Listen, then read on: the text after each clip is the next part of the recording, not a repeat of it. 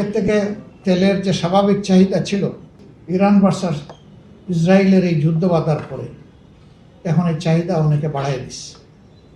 আচ্ছা, ভালো কথা। তো চাহিদাটা পূরণ করবে কখন? যাওয়া আসা আপনারাও করেন, আমরাও করি।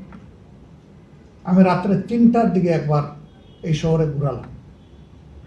ভাবলাম যে দিনের বেলা বোধ হয় এই কিউগুলা হয়, গাড়ি ঘোড়া, মোটর বাইক, এইগুলা। দেখি রাতের দৃশ্যটা কিসের সাথে কি, দেখি সেম এন্ড সিমিলার। ওখানে শুধু মোটরসাইকেল একটু কম দেখলাম, কিন্তু গাড়ির কোনো অভাব দেখলাম না। কিলোমিটার্স আফটার কিলোমিটার্স একের পিছনে আরেকজন লাইন দিয়ে দাঁড়ায় আছে, স্টিল হুইলগুলো মুভ করছে না। কার এমন গরজ লেগেছে 5 ঘন্টা, 7 ঘন্টা, 8 ঘন্টা কিউতে দাঁড়াইয়া এখান থেকে বাড়তি তেল নেবে? তার ডিমান্ডটাই পাচ্ছে না। একদিকে এই দৃশ্য, আরেকদিকে চুরাই বাজারে 2.5 গুণ দামে আবার 3 গুণ দামে সেই তেল আবার বিক্রি হচ্ছে। এরা কারা?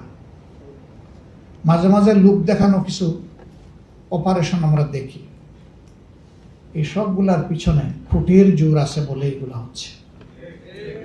মড়ার উপরে খাড়ার ঘা। বাইরে থেকে 3 গুণ 2.5 গুণ দামে যে তেল কিনতেছেন, টাকা তো যাচ্ছেই পকেট থেকে। বাড়তি ওই তেলের সাথে বেজাল কি মিশিয়ে বিক্রি করতেছে তাকে জানে। এবং অনেকেই এখন কমপ্লেন করছেন, তেল তো বললাম, গাড়ির তো চাকা ঘুরে না। একদিকে মানুষের পকেট কাটা হচ্ছে, আরেকদিকে এই মানুষগুলোর সম্বলগুলাকেও ধ্বংস করে ফেলা হচ্ছে।